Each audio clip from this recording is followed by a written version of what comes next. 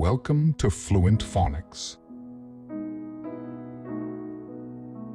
Today, we will learn how to pronounce the word compartment. Compartment. Compartment. Compartment.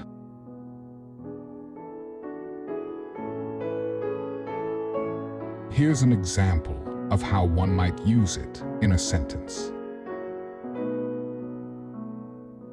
Please place your shoes in the designated compartment at the entrance of the mosque.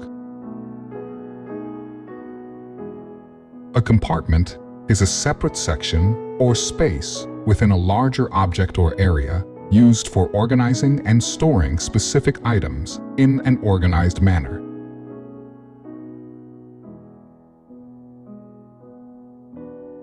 Thank you for your time. If you enjoyed this, please like and subscribe for further content.